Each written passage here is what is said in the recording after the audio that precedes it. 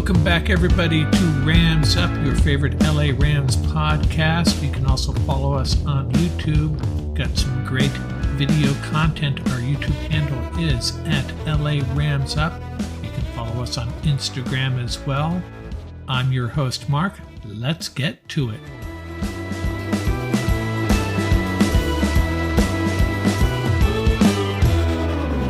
Welcome back, Ram fans. Our third drop this week. There is just too much going on. Well, that's actually not true from a Rams perspective. Very little going on, but it is kind of exciting. It's starting to clear up what the Rams are doing here, what their front office is trying to accomplish. It may disappoint us in the short term, but in the long term, I think the Rams are headed in the right direction. Just to get you caught up, gone Bobby Wagner, Leonard Floyd, Matt Gay, Jalen Ramsey, Matt Orzech, and apparently Nick Scott. Still on the trading block, Allen Robinson. Additional free agents who might be headed out the door, Marquise Copeland, Ashawn Robinson, Greg Gaines, Taylor Rapp getting some interest across the league, Troy Hill, and David Edwards.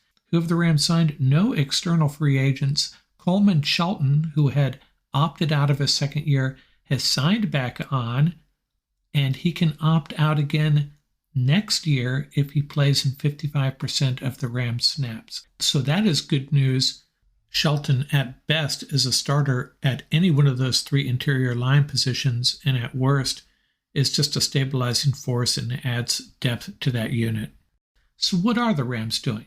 Well, they are taking it on the chin this year, as Paul, Tom, and I talked about the other day. Taking it on the chin this year as far as the cap and roster hits. They've opened up about $10 million in cap space this year. Can't do a whole lot with that. And they have $53 million in dead cap money. They chose not to spread that across 2024. So where does that leave them next year? In pretty good shape. Currently $58.5 million in cap space next year with zero dead money. And how are the Rams going to get hit free agency-wise next year? The guys at risk of leaving: Tyler Higbee, Van Jefferson, Cam Akers, Jordan Fuller, and Michael Hoyt. And yes, I'm including Michael Hoyt.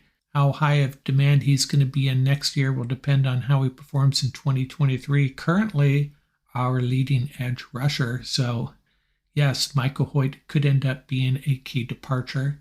But overall, that's not a significant list of players the Rams could potentially lose in 2024.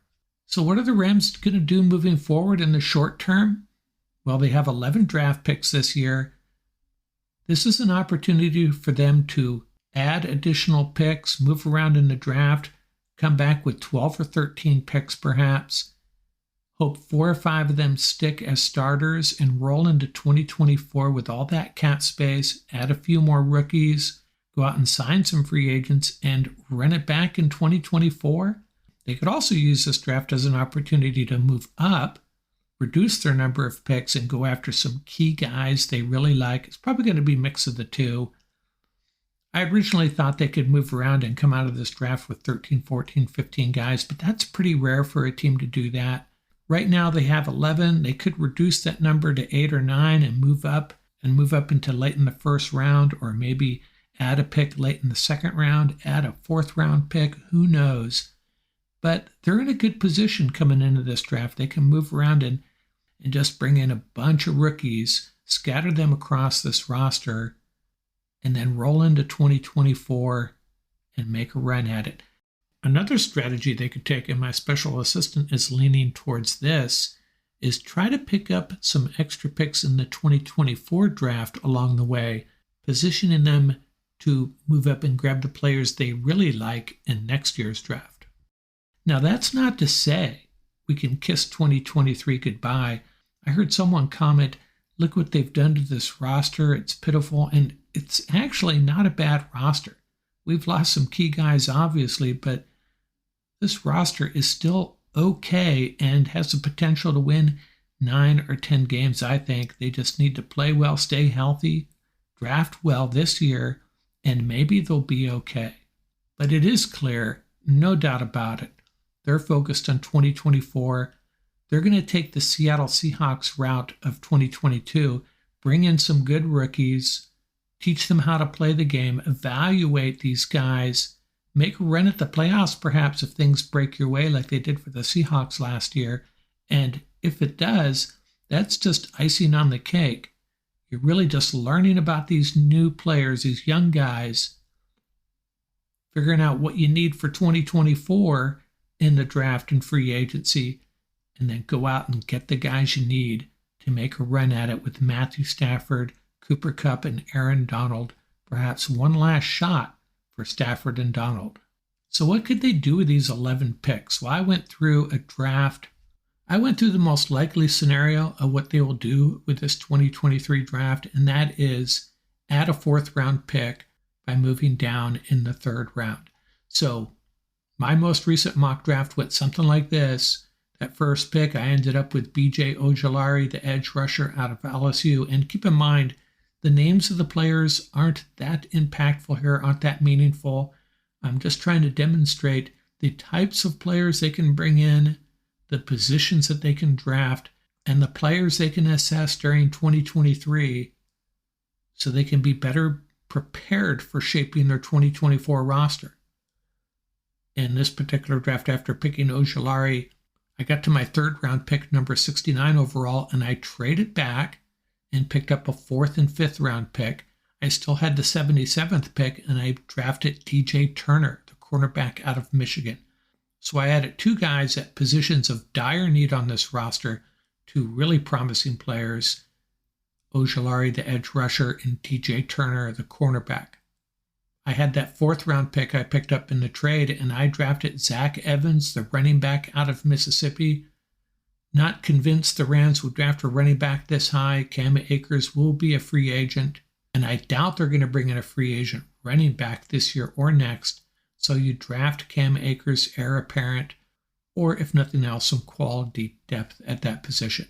Number 167 overall, I took Alex Austin, the cornerback out of Oregon State. So I've drafted 2 cornerbacks to really beef up that secondary. Needed help there badly. And at 171, I drafted Ricky Stromberg, interior offensive line out of Arkansas. These last 2 guys are 2 guys that Scott Richmond, our guest last week, really liked. 172 overall, I found a backup quarterback for us and someone for Stafford to hand the reins to over in a couple years maybe, Jake Haener, the quarterback out of Fresno State. I really like that pick. Again, not sure if the Rams would go quarterback, but don't have a problem with that pick. 177 overall, I beefed up that middle linebacker group, which needs help badly. Ventrell Miller out of Florida. At 182, Jay Ward, the safety out of LSU. Right now we have 3 safeties I like returning, but Jordan Fuller will be a free agent next year. Taylor Rapp and Nick Scott apparently gone, so we bring in Ward, another safety. And at 189, the tight end Will Mallory out of Miami. There are so many good tight ends in this draft, and I was hoping a couple of other guys would be there, but they weren't. I settled for Mallory.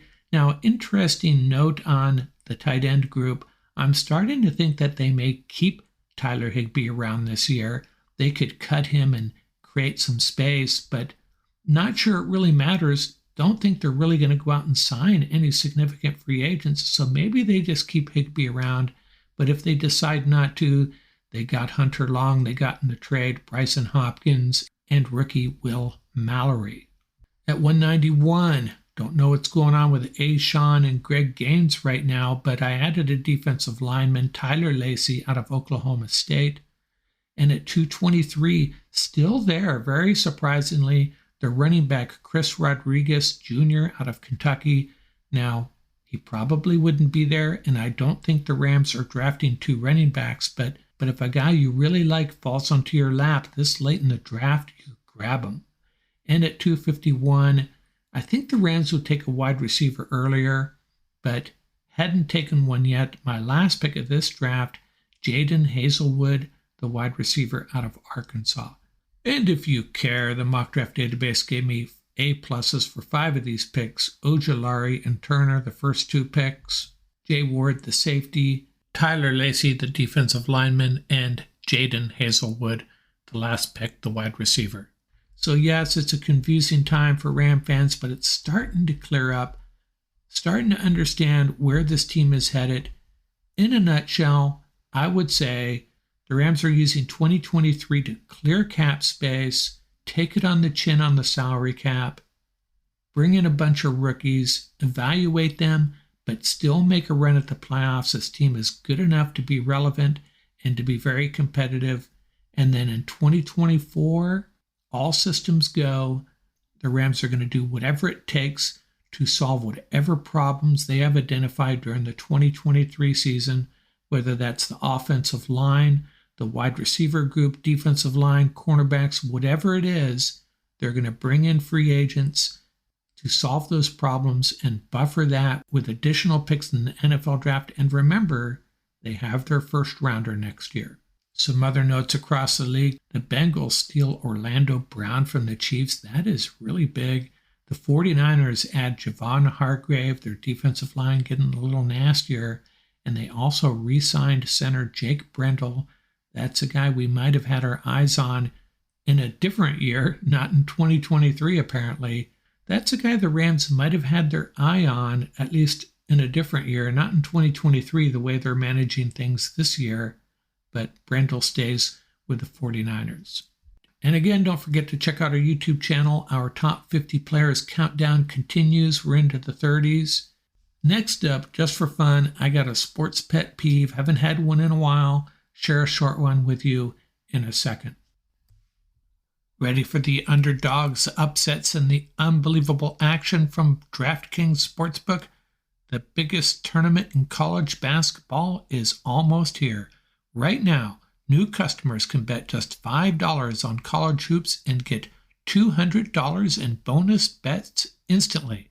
Plus, for a limited time, all customers can score a no-sweat bet during round 1 and 2 of the tournament. Go to the app, opt in, and place a no-sweat bet this weekend. If it doesn't hit, you'll get a bonus bet back up to $10. Now, for me, I'm leaning on the UCLA Bruins. They lost Jalen Clark for the season, perhaps the best defender in the country. But this is a well-coached team. They're very deep. A lot of people are going to be giving up on them, and the odds should reflect that. Don't give up on our UCLA Bruins. Download the DraftKings Sportsbook app now and sign up with code TPPN. New customers can bet $5 and get $200 in bonus bets instantly, win or lose. Only at DraftKings Sportsbook with code TPPN. Minimum age and eligibility restrictions apply. See show notes for details.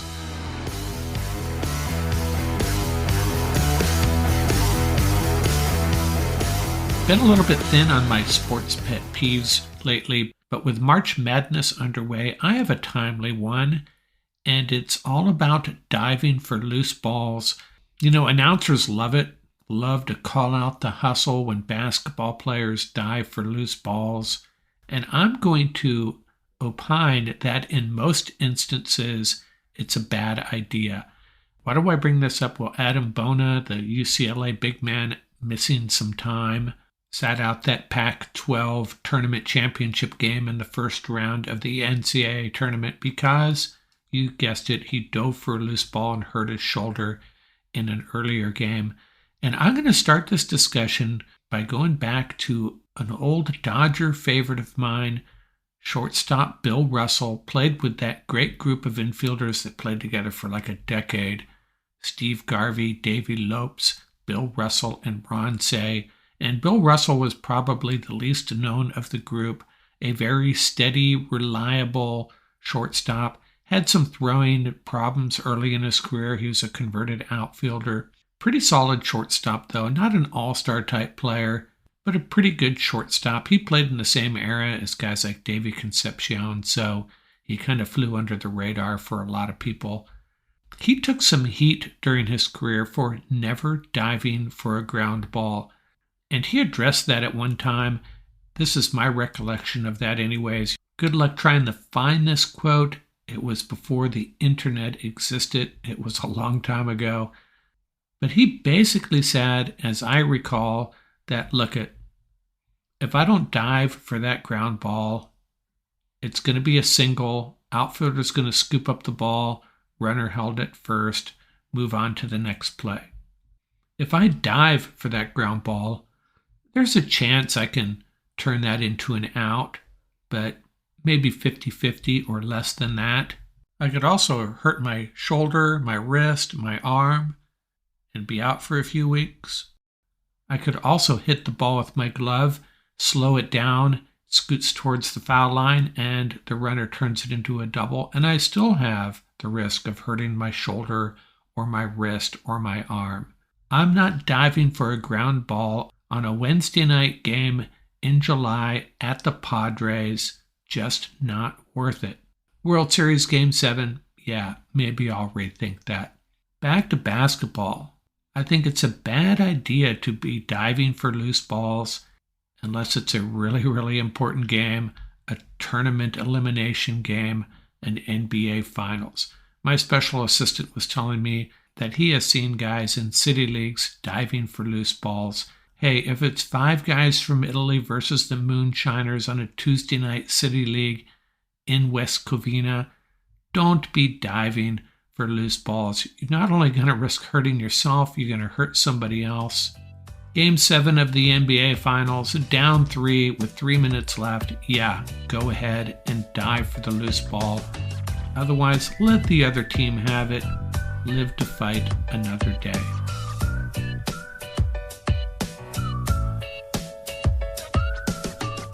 That's going to do it for this episode. Remember, you can reach us at ramsuppodcast@gmail.com. Visit our website at ramsup.com. And don't forget about our YouTube channel. Our handle is at laramsup.com. Till next time, keep the horns up, stay safe, and have fun out there. Music courtesy of the YouTube audio library. Tracks featuring Bar Crawl by Track Tribe, Buckeye Bonsai by Vans in Japan, and Crimson Fly by Hama Hama.